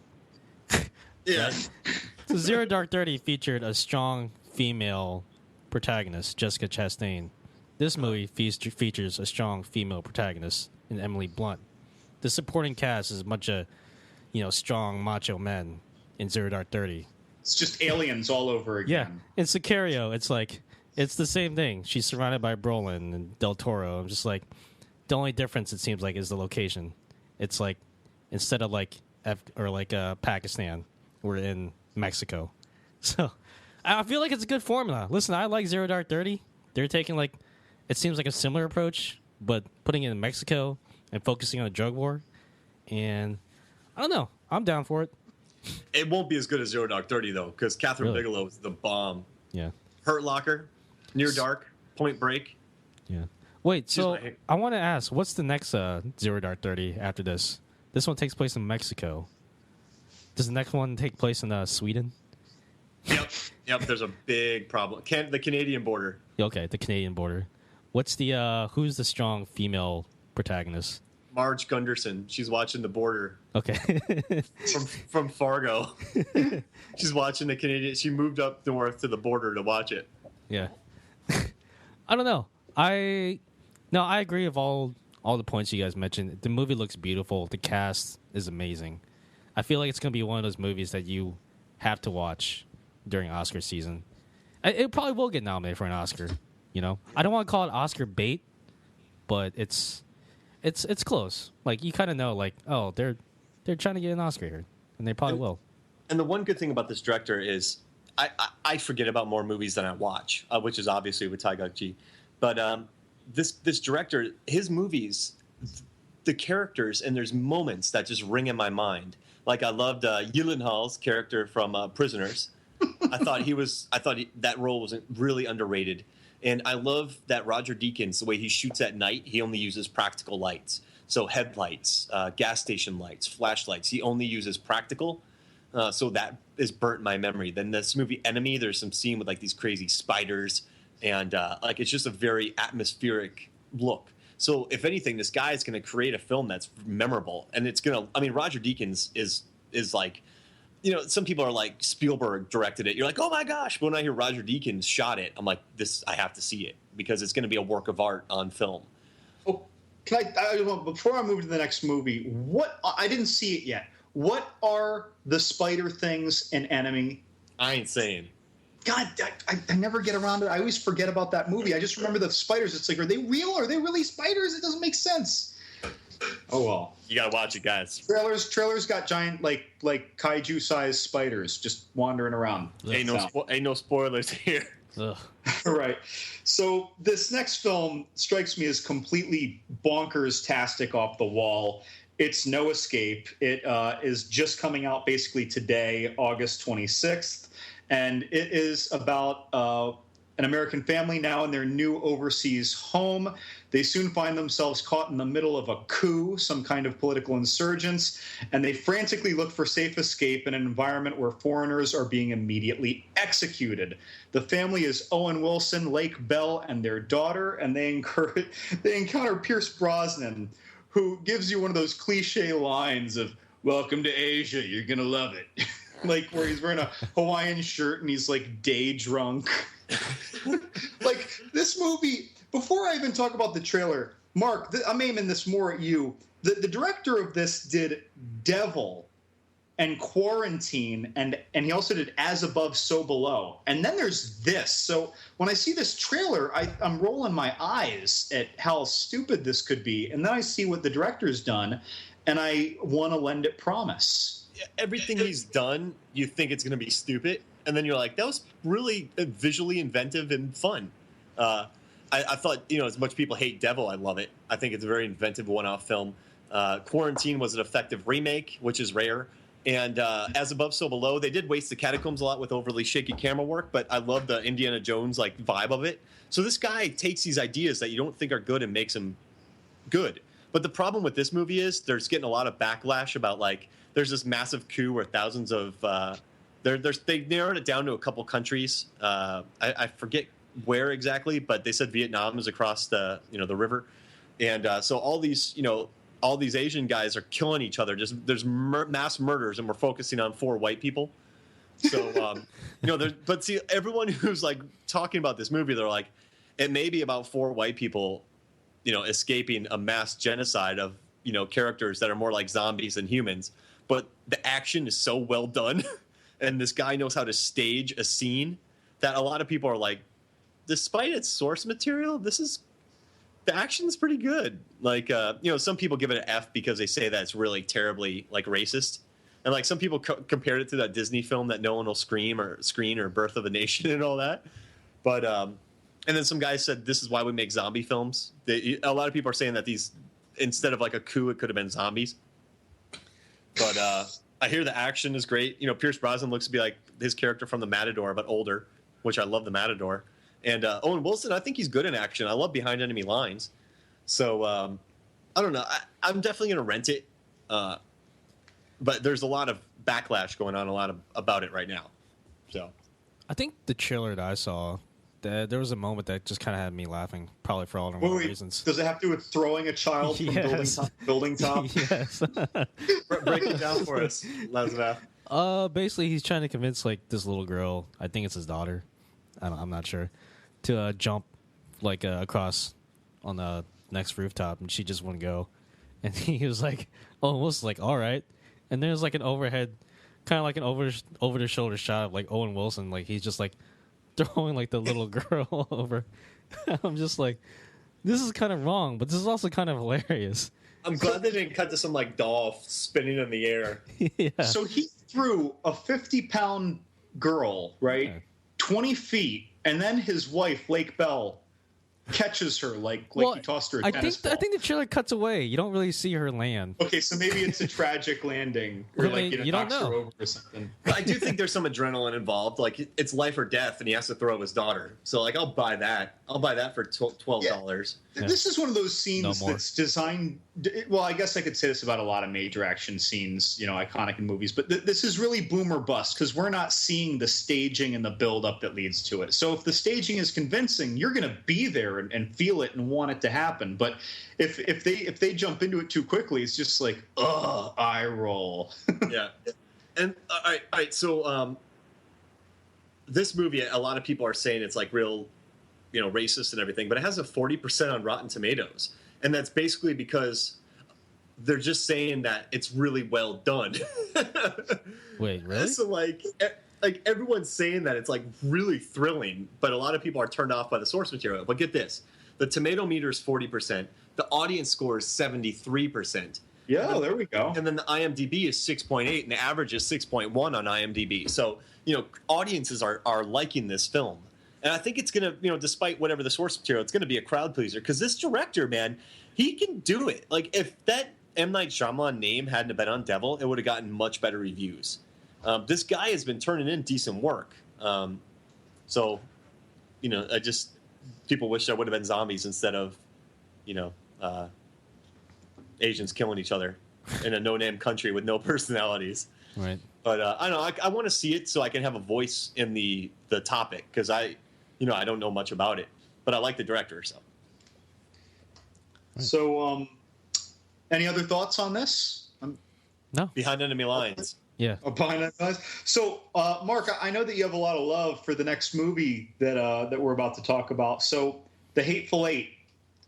Oh my gosh. Do you have any? Would you like to introduce The Hateful Eight for us? It's Reservoir Dogs meets They Live. Yeah, so in a post-Civil War Wyoming, bounty hunters try to find shelter during a blizzard, but get involved in a plot of betrayal and deception. Will they survive? Tarantino assembled his favorite actors, gave them amazing dialogue. They're in one location, which means it's going to be all dialogue, and these awesome actors are spouting Tarantino dialogue on a set that they kept cold. I mean, this is awesome.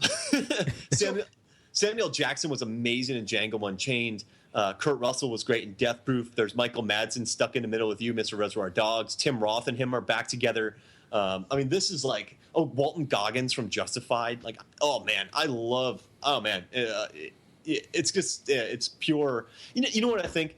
Tarantino is the only guy that can, one of the few guys aside from Nolan that can open an original property huge. Like, original properties don't do too well nowadays. No. So I'm going to say a really anti-Tarantino thing, and I'm going to say, where was Channing Tatum in that trailer? I was looking for him. Yeah, he was supposed to be in it, but he's so busy. I don't know.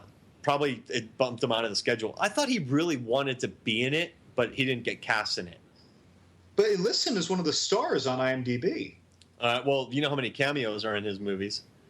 Oh, that's fair. Yeah, it might just be a blip. Yeah.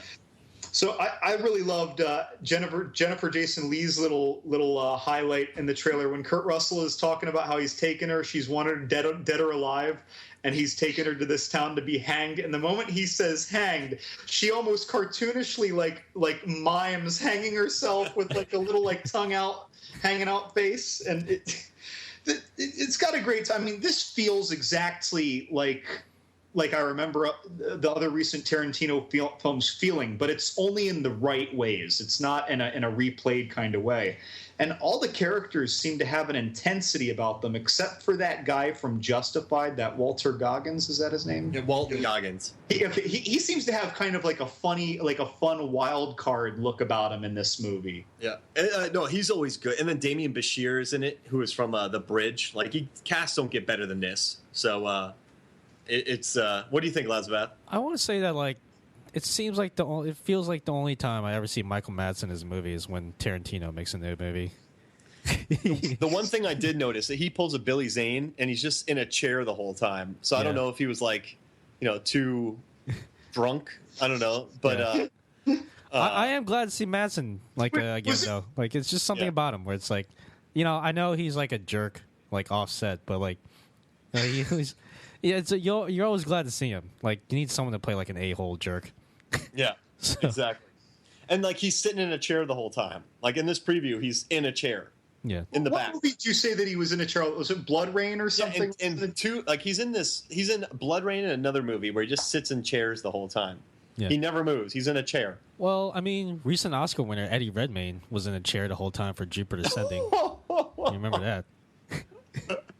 I mean, he didn't win the Oscar for that movie. And he was an evil still. god in The Theory of Everything. Yeah. You know what I want to do? I want to do a clip where he types in Theory of Everything, and then the voice from Jupiter Ascending comes out of the computer. Oh. Aww. But in Jupiter Ascending, he goes, "I am just an evil thing," and then he goes, "Ah!" like a petulant child. So he either whispers raspily or he screams like a petulant child. Well, there won't be any of that in Hateful Eight, but if I could have half of Kurt Russell's mustache in this movie, I'd be happy. Half of Kurt Russell's mustache would just cover you entirely. Yeah, it would take over my face. That thing is massive. How long was he growing that? Seriously, probably overnight.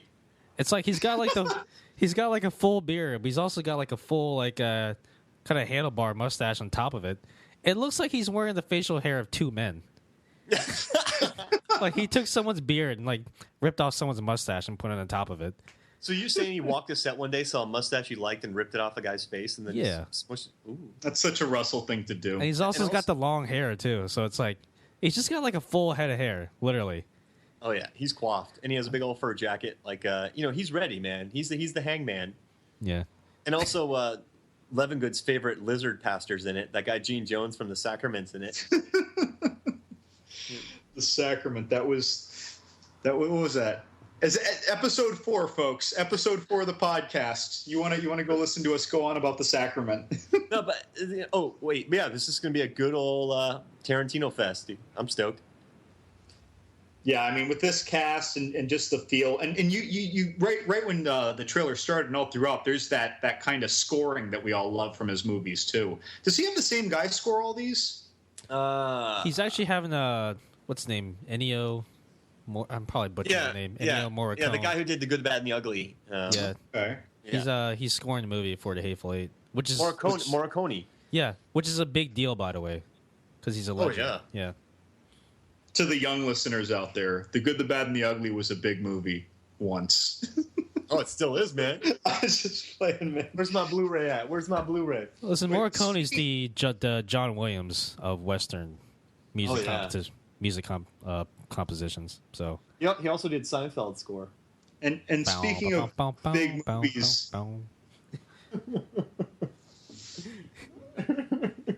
All right, sorry, Levingood. No, it's all right. Well, I do like your thing earlier. Like we're gonna change. Wait, we're gonna keep with the grace and we're gonna change the pace. Is that what you said earlier? You had a good. I knew that rhymed as I was saying it, but I did not know it would rhyme before I said it. That was a good segue, man. It worked. That was not planned. I almost felt silly as I was uttering the words. But okay, silly and greatness.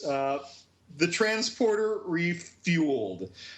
I don't really need to talk much about the premise of this movie. It's Frank Martin, different actor, former special ops guy. Is this a prequel movie or is it just a regular sequel? Because I really couldn't tell.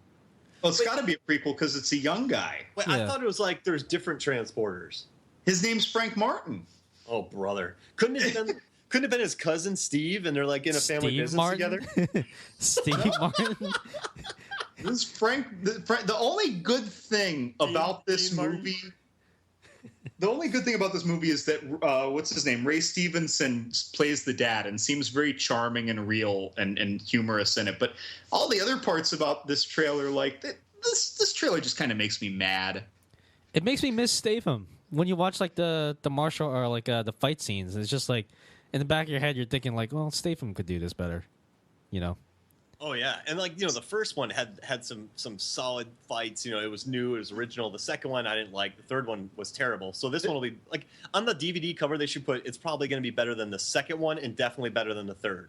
Yeah, but just watch the first random one. Fact: I stood in for Ray Stevenson on a movie that Billy Bob Thornton directed. I was his stand-in for a month and a half. You were standing for the Punisher. Yep, for the I was the Punisher stand-in, not on the Punisher, but for Jane Mansfield's car. And then they put me to work on it halfway through. But he's a good dude, man. So any movie that comes out, I'll go check out Ray Stevenson. That's a name drop, but he was just the coolest dude. So I remember talking about G.I. Joe on set because he had just got cast. Oh, nice. Yeah. But whatever. I don't know. This movie, I don't know. There's a lot of ladies in wigs. It looks like, it was directed by the guy who directed Brick Mansions. And that was a suitable enough film with Paul Walker.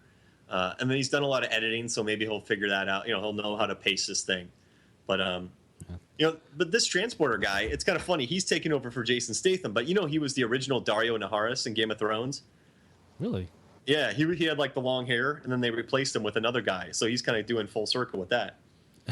He looks like he got a little beefier since then. Not that he wasn't in great shape in Game of Thrones, but here there's one brief scene with his shirt off, and I'm just like, I thought this guy was going to be long and gangly, and he is huge. He was probably like, guys, give me till the end of the movie. No, I don't know. Whatever. This movie, I'll rent it. I'm going to Redbox it. I'll watch it on HBO. I will. You just got to tell yourself, like, don't get angry when you roll your eyes. Laugh and enjoy it. Laugh and enjoy it. Like, I'm sure that I can enjoy this, but I got to be in the right frame of mind. Now, I am really happy you saved this movie for last. Well, I mean, I wanted to end with, like, what's going to sweep the Oscars. Yeah, but see, if we would have started with this one, I would have gotten too excited. So, I would have gone on a high. So I'm glad that we're ending on a very, very Oscar-winning, like you said. I mean, this one, this one's going to beat Roger Deakins. This one's going to, the actor in this movie is going to beat Emily Blunt for an Oscar. That's how good this movie. Cancel the Oscars. Just give all the awards to this movie. Yep, that's right. Pretty much, because it stars Vin Diesel, and it is The Last Witch Hunter. The Last Witch Hunter is all that stands between humanity and the combined forces of the most terrifying witches in history. This is one of those movies that has, like, Dreamwalker. He's like, you're a dreamwalker. I need you to get me into the dream world.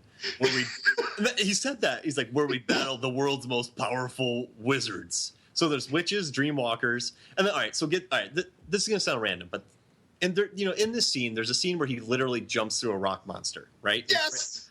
And he destroys the rock monster. And I'm like, I get it, I'm down. There's a scene in Fast 5 where he literally beats up the Rock in a fist fight, right? And I'm like, I'm with it.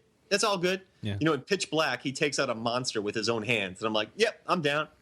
But in this film, Vin Diesel using a sword.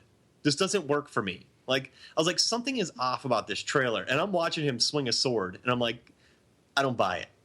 Like, I think I buy Vin Diesel jumping through a rock monster and knocking out the teeth of the world's most powerful wizard, but I don't picture him in a sword fight. Yeah. It's like Fast 6 when he had that big wrench. I'm like, I don't buy it. That's what you get when you get the director who did The Crazies and Sahara. He basically mixed the bonkersness of those two movies and put it into Game of Thrones meets Constantine, and that's what we got. We got Vin Diesel holding a sword jumping through a rock monster. And then there's The Priest by Elijah Wood, and then he's with Rose Leslie. Like, there's a scene where he's smooching Rose Leslie, and I'm like, get away from her. Yeah, Egret from Game of Thrones. From what I can tell in the trailer, I think she is a witch fighting on his side. She's a dream walker who gets it into the dream world. But we were watching the preview when he was kissing Rose Leslie, and my wife Megan went, ew. You don't know where Vin's been? I love Vin, dude. I do. I have every single one of his Fast movies. I've watched Man Apart. I had his 3-pack with, like, Boiler Room, Man Apart, and some other movie. Yeah, not Crown Guys, where he's like 500 fights. Well, that sounds like a great Sunday afternoon. Dude, I picture him beating somebody up in 500 fights, but I don't picture him using a sword. So when this trailer started, the first time I ever saw this trailer, I knew what it was about. I had read, rumors about it before they even had made a trailer, of course. And when they started the trailer, I heard Michael Caine narrating. Yeah. And all I could think is, what are you doing here? Yeah, get away. But you know what? Anytime you add him, though, anytime you add Michael Caine, it just adds something to your film. Like, you're sitting there, and then you're like, is this Michael? It's like a Morgan Freeman narration. It's like Michael Caine is, and then what I love about Michael Caine is he can be like, I wish I could do his accent like those guys in The Trip, but he's like, in a world where witches live for billions of years, there's one fighter who will rise above and grow a beard, then shave it, then wear V-necks, and then carry a sword and kill the witches. And like, but he pulls it off, and you're like, I'm with you. I'm down with you talking about Dreamwalkers, Michael Caine. But I don't know, I'm gonna watch this movie. I don't give a shit. I love The Crazies. I think The Crazies is a very well done Timothy Olyphant film. That I love The Crazies. I think it's an economical, good movie. So I'm down for some PG-13 Vin Diesel, Brock Munster crunching films. See, and this comes out in just under 2 months. This comes out in late October. I'm always wary of movies where the protagonist is immortal, because it just kind of, like, especially if it's an action movie, it just kind of removes like a certain amount of tension of, like, well, he's immortal, so any fight he's in, like, you're not really going to be worried about him too much. I don't know, a lot of these movies with you're right. immortals, though, a lot of movies with immortals have the immortals being killable by other immortals. But at that point, like, they're not technically immortal. Then they're just like, oh, now they're kind of mortal now. So Are you going to say that Christopher Lambert in Highlander wasn't an immortal? well, Guys. he was not an immortal in the presence of other immortals because like they could kill each other. So technically speaking, like, was he still immortal at that point? Like, if he could be killed. I'm gonna squash this argument right here, right now. Uh-oh. Do you think Vin Diesel is gonna die in this movie? No. Only if it's to save the day at the very end.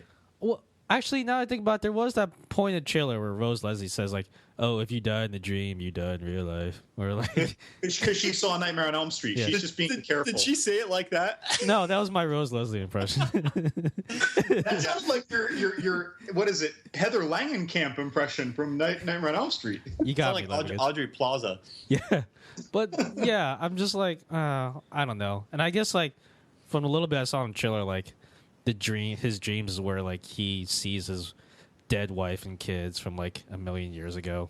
So it's From like, a man's heart. Guys, Yeah. he jumps through a rock monster. I don't think anything could kill him. yeah. He dives through a rock monster that's diving at him. I feel like when I watch this movie, every action scene, it's like, well, he's not going to die. So, like, who else is going to die? Elijah Wood? Maybe. Yeah. Elijah Wood felt like the Shia LaBeouf of Constantine. Yeah, he did. Absolutely. Like, he's like, you ready to quit? Nah, I want to raise. It's like, ooh, Nice. okay. And then, like, It's like, aren't you a spunky little fella?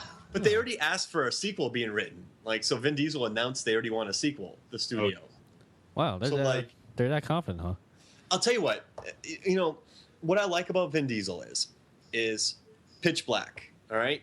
And then he made Triple X. And then he went on to do the Fast movies. And then he went to do The Last Witch Hunter. Now, these steal their DNA from every movie imaginable, but at least he does original properties. You know what I mean? Like Riddick. There's 3 movies of that. Fast 7. There's 7 Fast and the Furious. So at least he's trying to like tell new stories, even though they're just Vin Diesel in a new story. And even though the second Triple X State of the Union with Ice Cube didn't have him, I was reading rumors recently that he's working on another Triple X movie. Oh yeah, they're doing it. No one says no to Vin Diesel now because Fast and the Furious is an absolute machine. Everyone loves Groot. He's coming back for Groot. I mean, this guy, I don't know. I think he'll make international box office. I don't know. I like the cast. I like Elijah Wood. I like Rose Leslie. I like Michael Caine. I like Vin Diesel. So I like the director. So I mean, I like what you said. This is Sahara meets The Crazies meets Constantine meets Game of Thrones. Game of Thrones. Yeah, why not? Sounds like a very eclectic marathon of DVDs. I mean, my girlfriend doesn't know it yet, but she is going to go to the movies and see this with me. We are going to spend money to see this on a big screen. Oh, and guys, there is a picture of Vin Diesel on the poster where he's sitting in a Game of Thrones looking chair, blending into it. He looks like a Viking warlord. Yeah. Is that when he's got that hair, got that weird kind of ponytail? Yeah. It's just like, I don't know. Yeah, he has that funky ponytail. But yeah, I'm gonna go see this movie. Why not? Like, All right. I don't know. It's original property, right? I mean, let's do it. Let's go watch. Yeah, Vin let's go. Diesel. Let's go do it. Let's go watch Vin Diesel Let's- run through rock monsters. Let's I go. have no Let's go do problem it right with this. now. Let's go do Yeah. it. Let's go do it right now. I feel like in honor of Paul Scheer and his gang, we should do a How Did That Get Made style podcast for The Last Witch Hunter. I'm down. Wow. But we'll I'm just be down talking too. about how awesome it is for 2 hours. All right, guys. Before we take out to watch The Last Witch Hunter somewhere, I think we should throw in some plugs somewhere. Right. Yeah, guys, I have a new podcast. It's about teaching people to go to the dream world. Mm-hmm. So just tune in, never, and you'll hear me talk about how you can get to the dream world to be with Vin Diesel. Are you going to tell people that if you die in the dream, you also die in real life? In that Yeah. voice? Okay. And then type in 21st Century Horror, and you'll see a bunch of movie, films, and flicks articles on Google. Cool. And also check out sharkdropper.com, the home of this podcast and many other wonderful podcasts, some of which I'm on, some of which I'm not. Don't listen to those. Yeah. Season 2 of our big fictional podcast is out, Doppler Avenue Hurt. Check that out if you haven't. And Levin Good, what do you got? Yeah. I don't got a lot, man. I got to give a shout out to Mark for writing his 21st century horror and backing me up in a slow time of horror reviews on our website. And that thing's doing well. We're the one-stop shop for 21st century horror. So I got to tell you, we've mentioned this now in a couple podcasts, these 21st century horror articles that Mark was putting out. And I keep finding on Reddit or like other posts where people are putting up their comments about it, and I'm nothing but entertained. If you do a search, like Mark said, for 21st century horror or best 21st century horror, you will find him on the first page of the results, and you will find the smarmiest and or most ignorant, snippety comments. It is such a joy reading the comments. Yeah, where's the my shout out goes to those snippety people giving the comments. Where's the shining at? Doesn't sound like the internet I know. I do have a beef with Movie Pilot, though, because they put up my post and it has 90,000 views right now, and they didn't put a link to my site, our site, until like there were 70,000 views in. So, thank you, Movie Pilot, for correcting that error. But next time, please, link back to the source. Dude, Mark is going to go witch hunter on you. If They were cool about it. They sent me an email. They put my link on the top. Then another guy emailed me apologizing, then put a link on the bottom. So they went from 0 links to 2 links. But yeah, guys, use it, read it, share it, but just link back. When you went witch hunter on him, did you go ponytail Vin Diesel or bald Vin Diesel? I did a combo. Okay. I ripped off a mustache, Kurt Russell style, put that on, and then I had a ponytail. Okay. And also, guys, check out John's Horror Index. Every mainstream, non-mainstream, incredibly non-mainstream horror film and squishy, spectacular films are on there. So check that out. Cool. All right, guys. For my co-hosts, Mark Hoffmeyer. Bueno. Yes. Kurt Russell. Yeah. And John Levingood. eagerly anticipating The Last Witch Hunter Part 7. Aren't we all? I've been your host, John Mosswood. Thank you so much for listening, and we'll see you guys next time.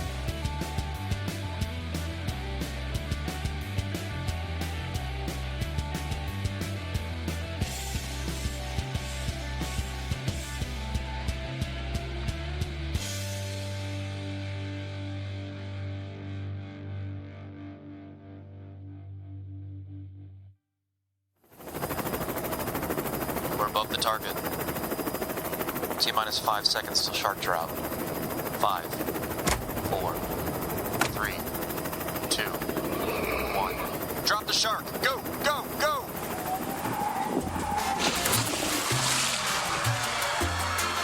This podcast is a Shark Dropper Studios production.